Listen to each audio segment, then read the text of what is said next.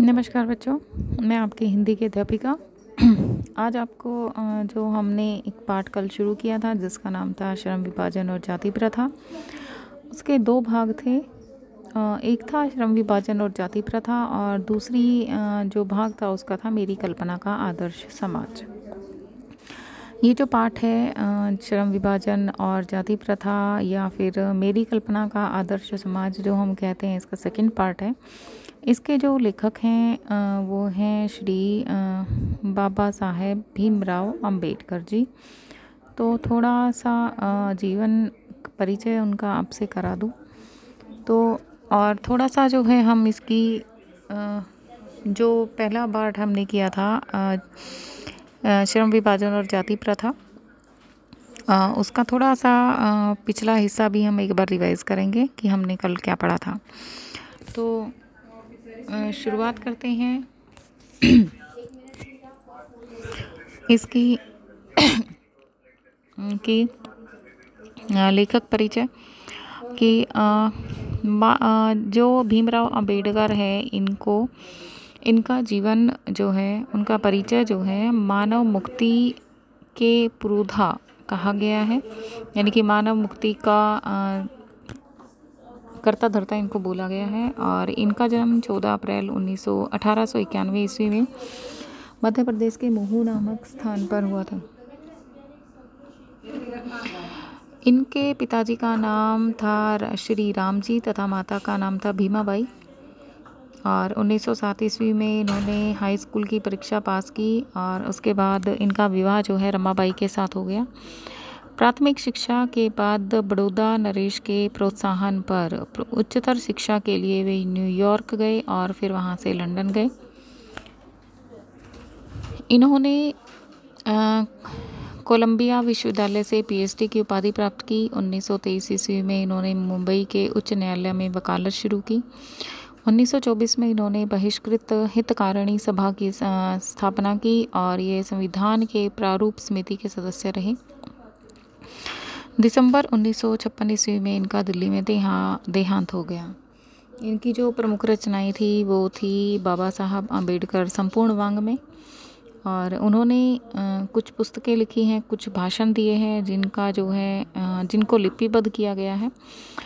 वो हैं the caste in India, their mechanism, genesis and development, the untouchable, who are the Shudras, Buddha and his Dhammas, thoughts in linguistic states, the problem of the rupee, the evolution of providence finance in British India, the rise and fall of the Hindu women, annihilation of caste, labor and parliament democracy, Buddhism and communism।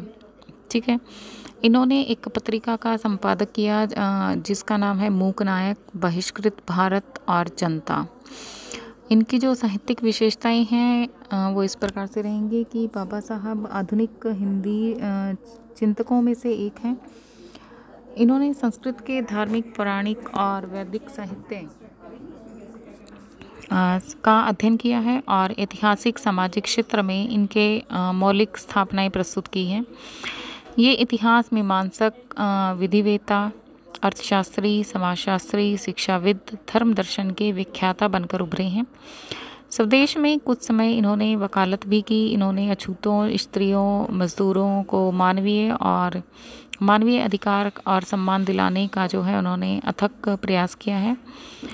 Doctor Bhimrao Ambedkar Bharat संविधान के निर्माताओं में से एक हैं जिन्होंने जीवन भर दलितों की मुक्ति और सामाजिक समता के लिए संघर्ष किया।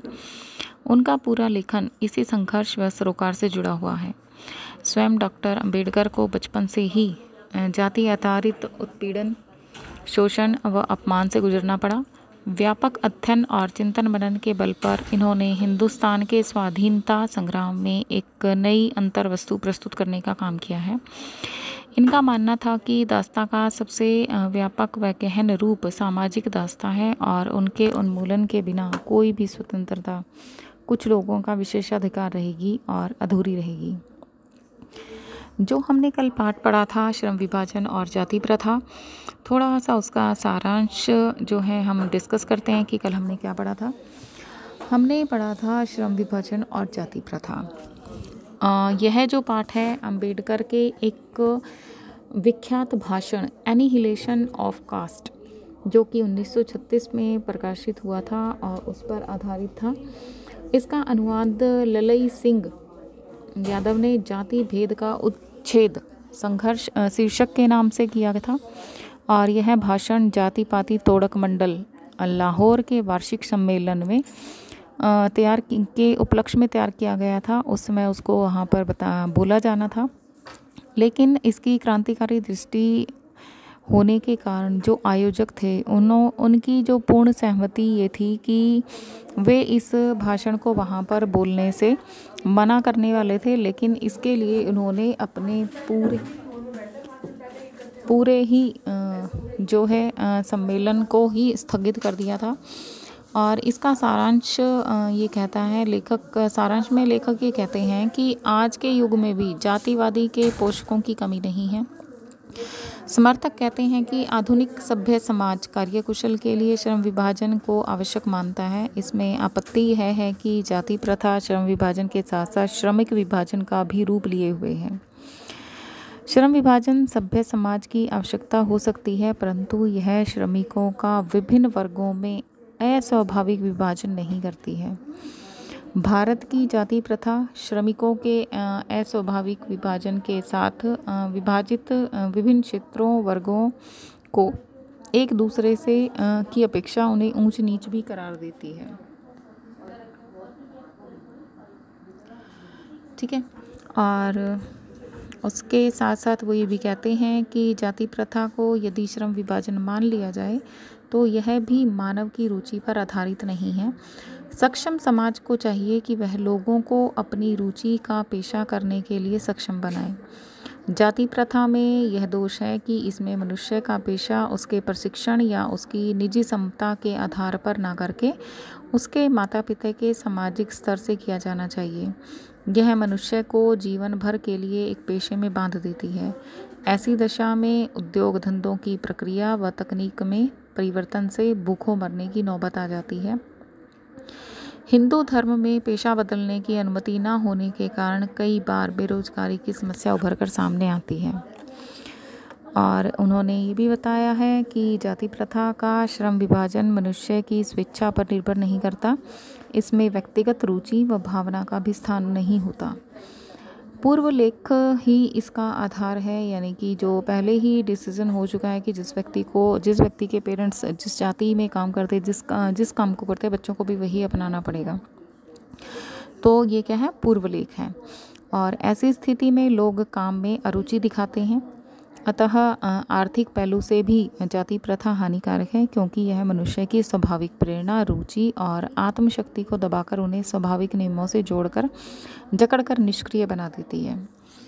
तो यहाँ पर उन्होंने कहा है कि जो हमारा जाति प्रथा है वो हमारे श्रम के आधार पर होना चाहिए, ना कि जाति के आधार पर। अब आगे जो है आगे हम पढ़ते हैं मेरी कल्पना का आदर्श समाज, यानी कि इसमें लेखक जो है वो क्या कहना चाहते हैं। देखिए, इसमें हम बोलेंगे कि जाति प्रथा के खेदजनक परिणामों की नीरस गाथा को सुनते सुनाते आप में कुछ लोग निश्चय ही उब गए होंगे। यानी कि जाति प्रथा हमेशा ही जाति प्रथा लेकर जो है चर्चा की जाती है और उसमें कोई भी परिणाम नहीं निकलता है। तो ये बातें सुनते सुनाते हुए आप में जो है आप लोग जो है निश्चय ही जो है बोर हो गए होंगे, उब गए होंगे। तो ये अस्वाभाविक भी नहीं है, ये स्वाभाविक बात है। ठीक है, कि एक ही मुद्दे को उठाकर बार बार कुछ कहना, कुछ करने के लिए प्रेरित करना, तो मतलब एक तरह से जो है लोग सुन सुन के बोर हो जाते हैं। अतः मैं समस्या के रचनात्मक पहलू को लेता हूँ। मेरे द्वारा जाति प्रथा की आलोचना सुनकर आप लोग मुझसे यह प्रश्न पूछना चाहेंगे कि यदि मैं जातियों के विरुद्ध हूँ तो मेरी दृष्टि में आदर्श समाज क्या है। यानी कि यहाँ पर हम भीमराव अम्बेडकर जो हैं, जो जिस प्रकार का वो समाज देखना चाहते हैं, आदर्श समाज देखना चाहते हैं, उसी प्रकार के समाज की कल्पना जो उसने की है। यहाँ पर उन्हीं का विचार है कि मेरी कल्पना का समाज किस प्रकार से होना चाहिए, यानी कि मेरी कल्पना के अनुसार मैं कैसा समाज चाहता हूँ। यही बात जो है वो यहाँ पर आगे बताना चाहते हैं। ठीक है, यदि ऐसा पूछोगे तो मेरा उत्तर होगा कि मेरा आदर्श समाज स्वतंत्रता, समता, भ्रातृता पर आधारित होगा। यानी कि समाज में स्वतंत्र होगी, प्रत्येक व्यक्ति स्वतंत्र होगा और उसमें समता होगी, समानता होगी। समता में समानता, सभी व्यक्तियों को समान रूप से जो है माना जाएगा और भ्रातृता पर आधारित होगा। यानी कि उसमें भाईचारे की भावना जो होगी, इसमें ऊंच नीच, छोटा बड़ा या द्वेष की भावना किसी के मन में नहीं होगी। क्या यह कठिन नहीं है? भ्रातृता अर्थात भाईचारे में किसी को क्या आपत्ति हो सकती है? यानी कि लोग जो हैं आपस में भाईचारे की भावना से रहें, कि इससे किसी को आपत्ति नहीं होनी चाहिए। लेकिन आज के समाज में ऐसा नहीं है।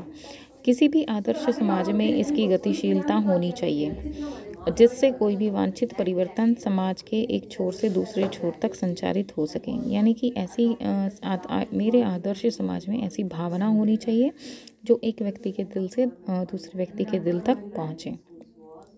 गतिशीलता, यानी कि एक व्यक्ति अगर भाईचारे की भावना निभाना चाहता है तो दूसरा व्यक्ति भी आगे बढ़कर उसको प्रोत्साहित करे, और जिससे कि जो समाज में जो वांछित परिवर्तन होना चाहिए वो एक छोर से लेकर, एक किनारे से लेकर दूसरे किनारे तक होना चाहिए। यानी कि पूरे के पूरे समाज में ही इस प्रकार की भावनाएं जो हैं आनी चाहिए। वो ये कहते हैं कि यहाँ पर जो है लोगों को जो है इसमें एक शासन की पद्धति नहीं है, कि उसमें जो है लोगों को मिलजुल कर रहना, आपस के भाईचारे को अपनाना, और इस तरह की जो बातें जो है इनको होनी चाहिए इसमें। और वो ये कहते हैं कि लोगों को आपस में मिलजुल कर रहना चाहिए, भाई की तरह, प्रेम की तरह, और इनको जो है हमें श्रद्धा और सम्मान की भावना उनके मन में होनी चाहिए। इसी प्रकार जो है स्वतंत्रता के ऊपर भी कोई भी आपत्ति नहीं होनी चाहिए। गमन की स्वाधीनता, यानी कि कहीं पर भी आने जाने की जो है उनको जो है स्वतंत्रता होनी चाहिए। वो कभी भी किसी भी क्षेत्र में आ सकते हैं, जा सकते हैं।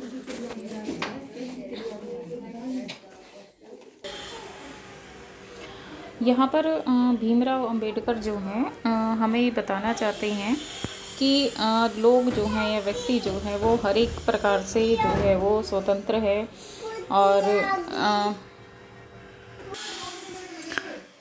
आगमन की स्वाधीनता, यानी कि कोई भी व्यक्ति कहीं भी जा सकता है, आ सकता है, उसको किसी भी प्रकार की कोई भी बाउंडेशन नहीं है। ठीक है। वो आगे कहते हैं कि जीवन तथा शारीरिक सुरक्षा की स्वाधीनता के अर्थों में शायद ही कोई स्वतंत्रता का विरोध करें। यानी कि सबसे पहले जो है जीवन की जो शारीरिक सुरक्षा है, अपने आप को बचाना, और अपनी स्वाधीनता के अर्थों में शायद स्वतंत्रता का विरोध करे। कोई भी मतलब इस तरह की स्वतंत्रता का कोई भी विरोध नहीं करेगा। और इसी प्रकार संपत्ति के अधिकार, जीविका उपार्जन के लिए आवश्यक और औजार तथा सामग्री रखने के अधिकार, जिससे शरीर को स्वस्थ रखा जा सके, के अर्थ में स्वतंत्रता पर कोई आपत्ति नहीं हो सकती। कहने का मतलब यहाँ पर ये है कि लोगों के पास संपत्ति का अधिकार होगा। यानी कि ये ऐसा नहीं होगा कि इस व्यक्ति की अपनी ज़मीन नहीं होनी चाहिए, इस जाति के लोगों के पास ज़मीन नहीं होनी चाहिए, या जो उच्च जाति के लोग हैं ज़मीन खरीदने का अधिकार सिर्फ उनका है। लेकिन ऐसा नहीं है। वो ये भीमराव जी ये चाहते थे कि उनका जो आदर्श समाज बने वो इस प्रकार का समाज हो जिसमें कि लोग जो हैं अपनी मर्जी से अपनी ज़मीन जो है वो खरीद सकें।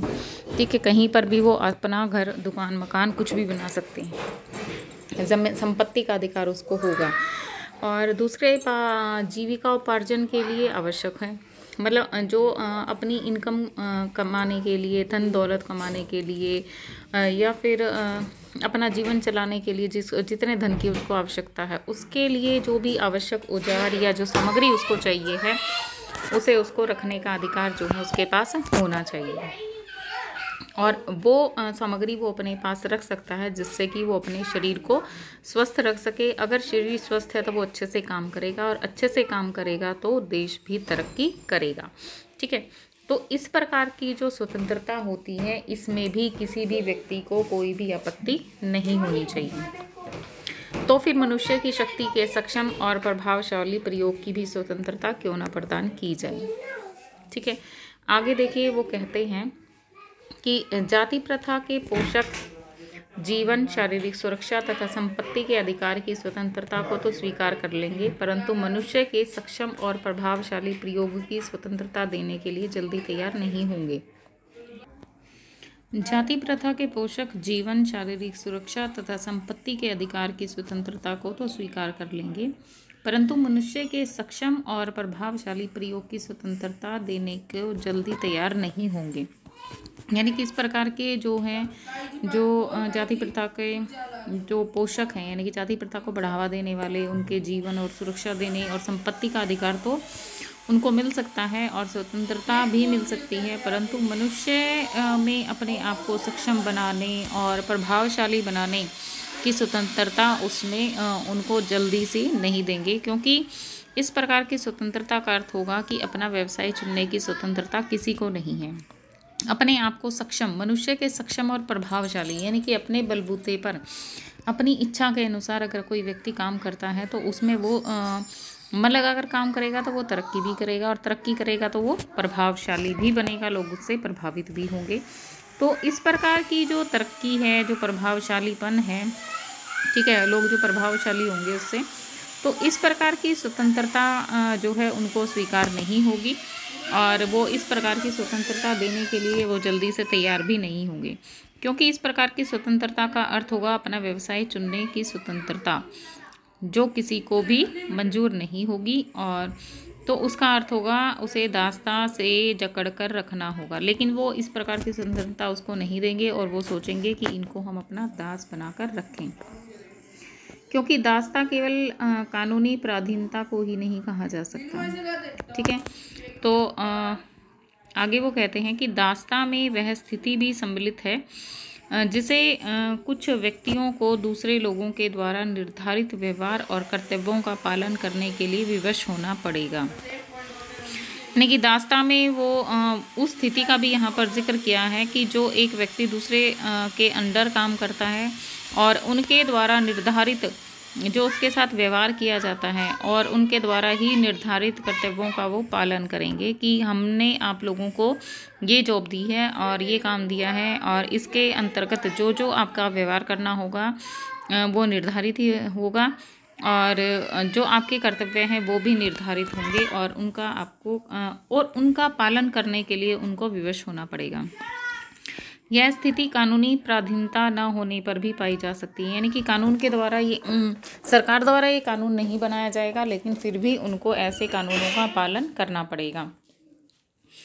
उदाहरण के तौर पर उन्होंने कहा कि जाति प्रथा की तरह ऐसे वर्ग होना संभव है जहां कुछ लोगों की अपनी इच्छा के विरुद्ध पेशे अपनाने पड़ते हैं। ठीक है, यानी कि कुछ ऐसे वर्ग हैं जहां उनको मजबूरी में आकर इस तरह के जो हैं पेशे अपनाने पड़े। आइए अब समता पर विचार करते हैं, यानी कि समानता पर विचार करते हैं। क्या समता पर किसी की आपत्ति हो सकती है? फ्रांसीसी क्रांति के नारे में समता शब्द ही विवाद का विषय रहा है। समता के आलोचक यह कहते हैं कि सभी मनुष्य बराबर नहीं होते। उनका यह तर्क वजन भी रखता है, क्योंकि सभी मनुष्य बराबर नहीं होते, लेकिन तथ्य होते हुए भी यह विशेष महत्व नहीं रखता, क्योंकि शाब्दिक अर्थ में समता असंभव होते हुए भी यह नियामक सिद्धांत है। मनुष्यों की क्षमता 3 बातों पर निर्भर रहती है: शारीरिक वंश परंपरा, सामाजिक उत्तराधिकार अर्थात सामाजिक परंपरा के रूप में माता पिता का कल्याण कामना, शिक्षा तथा वैज्ञानिक ज्ञानार्जन आदि सभी उपलब्धियां जिसके कारण सभ्य समाज जंगली लोगों की अपेक्षा विशिष्टता प्राप्त करता है। और अंत में मनुष्य के अपने प्रयत्न, यानी कि यहाँ पर समता के 3 बातें निर्धारित की हैं कि समता जो है 3 बातों पर निर्भर है। पहला है कि उनकी शारीरिक वंश परंपरा है कि अपनी वंश परंपरा के अनुसार ही उनको समता का अधिकार मिलेगा। दूसरा उन्होंने कहा है सामाजिक उत्तराधिकार और सामाजिक परंपरा के हिसाब से, यानी कि माता पिता के कल्याण की कामना के लिए, शिक्षा के लिए, वैज्ञानिक ज्ञानार्जन करने के लिए और समाज के कल्याण के लिए जंगली लोगों की अपेक्षा विशिष्टता यहाँ पर उनको प्रदान की गई है। और वो कहते हैं कि तीसरा है कि मनुष्य के अपने प्रयत्न से वो अपनी समता का अधिकार प्राप्त कर सकता है। इन तीनों दृष्टियों से निस्संदेह मनुष्य समान नहीं हो सकते। तो क्या इन विशेषताओं के कारण समाज को भी उनके साथ असमान व्यवहार करना चाहिए? समता विरोध करने वालों के पास इसका क्या जवाब है? ठीक है। उसके बाद आगे अंबेडकर जी लिखते हैं कि विशेष व्यक्ति के दृष्टिकोण से असमान प्रयत्न के कारण असमान व्यवहार को अनुचित नहीं कहा जा सकता। आप इस लाइन को अच्छे से समझ सकते हो कि व्यक्ति विशेष के दृष्टिकोण से, अगर कोई व्यक्ति विशेष है, कोई खास पर्सन है, उसके अगर हम दृष्टिकोण से देखें तो असमान प्रयत्न के कारण असमान व्यवहार को अनुचित नहीं कहा जा सकता। ठीक है। साथ ही प्रत्येक व्यक्ति को अपनी क्षमता का विकास करने का पूरा प्रोत्साहन देना सर्वथा उचित है, यानी कि लोगों को अपनी क्षमता को बढ़ाने का, उसको साबित करने का जो है उनको प्रोत्साहन देना चाहिए, और जो प्रोत्साहन लोग उनको देते हैं तो उसको उचित भी ठहराना चाहिए। परंतु यदि मनुष्य प्रथम 2 बातों में असमान है, यानी कि जो 2 पॉइंट्स हमारे यहाँ पर दिए गए हैं, कौन कौन से? एक तो शारीरिक वंश परंपरा और दूसरा सामाजिक उत्तराधिकार और सामाजिक परंपरा। ठीक है। तो वो इसके बारे में कहते हैं कि यदि पहली 2 बातों में असमान हैं तो क्या इस आधार पर उनके साथ भिन्न व्यवहार करना उचित है? उत्तम व्यवहार के हक की प्रतियोगिता में वे लोग निश्चय ही बाजी मार ले जाएंगे जिन्हें उत्तम कुल, शिक्षा, पारिवारिक ख्याति, पैतृक संपदा तथा व्यवसायिक प्रतिष्ठा का लाभ प्राप्त है। यानी कि वो कहते हैं कि अगर इस प्रकार का व्यवहार करना उचित है तो उस व्यवहार की हक की प्रतियोगिता, यानी कि इस हक की प्रतियोगिता में वो लोग आगे हो जाएंगे जिनके पास उत्तम कुल है, जिनके पास उत्तम शिक्षा है, पारिवारिक ख्याति, यानी कि पारिवारिक ख्याति का मतलब जो है जिसकी फैमिली ही प्रसिद्ध है और फैमिली के नाम पर उनका नाम चलता है। ठीक है। तो पैतृक संपदा, जिसके पास माता पिता की जो है या दादा दादा की जो है संपदा है वो है, और जिसका बड़ा सा व्यापार है और उसका काफ़ी नाम है, सिर्फ उन लोगों को ही यहाँ पर लाभ मिलेगा।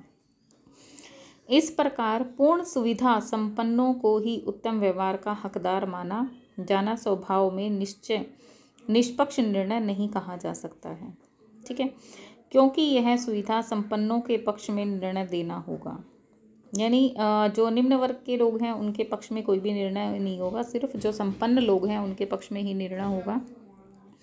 अतः न्याय का तकाजा यह है कि जहां हम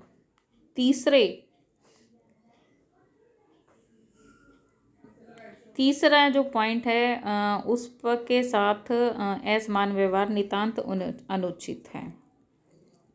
प्रयासों की असमानता जो मनुष्यों के अपने वश की बात है, आधार पर मनुष्यों के असमान व्यवहार।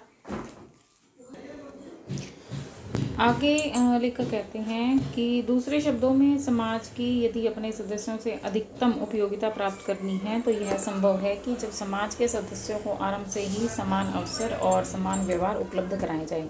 यानी कि जो निम्न वर्ग के लोग हैं वो ये चाहते हैं कि हमारे जो समाज है पूरा, सिर्फ निम्न वर्ग के लोग ही नहीं तो सारे वर्ग के लोग जो हैं वो ये चाहते हैं कि अगर हमें एक दूसरे की सम्मान करेंगे, एक दूसरे का आदर करेंगे तो और हमारा देश तरक्की करेगा। और इसी के आधार पर वो कहते हैं कि समाज के सदस्यों को शुरुआत से ही समान अवसर देने चाहिए, समान उनके साथ व्यवहार करना चाहिए, और अगर इस तरह का व्यवहार उनके साथ नहीं किया जाता है तो इस प्रकार के कानून बनाए जाने चाहिए कि लोगों के साथ समानता का व्यवहार हो। आगे कहते हैं कि समता का औचित्य यहीं पर समाप्त नहीं होता, इसका और भी आधार उपलब्ध है। एक राजनीतिज्ञ पुरुष का बहुत बड़ी जनसंख्या से पाला पड़ता है।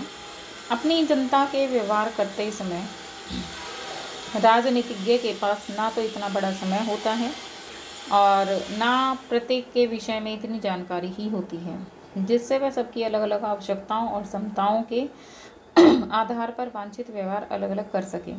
वैसे भी आवश्यकताओं और क्षमताओं के आधार पर भिन्न व्यवहार करना भी आवश्यक और औचित्यपूर्ण क्यों ना हो। मानवता के दृष्टिकोण से समाज दो वर्गों व श्रेणियों में नहीं बांटा जा सकता। उसके बाद वो कहते हैं कि ऐसी स्थिति में राजनीतिज्ञ को अपने व्यवहार में एक व्यवहारीय सिद्धांत की आवश्यकता रहती है, और यह व्यवहारीय सिद्धांत यही होता है कि सब मनुष्यों के साथ समान व्यवहार किया जाए। राजनीतिज्ञ यह व्यवहार इसलिए नहीं करता कि सब लोग समान होते, बल्कि इसीलिए कि वर्गीकरण और श्रेणीकरण संभव होता है। इस प्रकार समता यद्यपि काल्पनिक जगत की वस्तु है, फिर भी राजनीतिज्ञ को सभी परिस्थितियों को दृष्टिकोण में रखते हुए उसके लिए सही मार्ग भी रहता है, क्योंकि यही व्यवहार भी है और यही उसके व्यवहार की एकमात्र कसौटी भी है।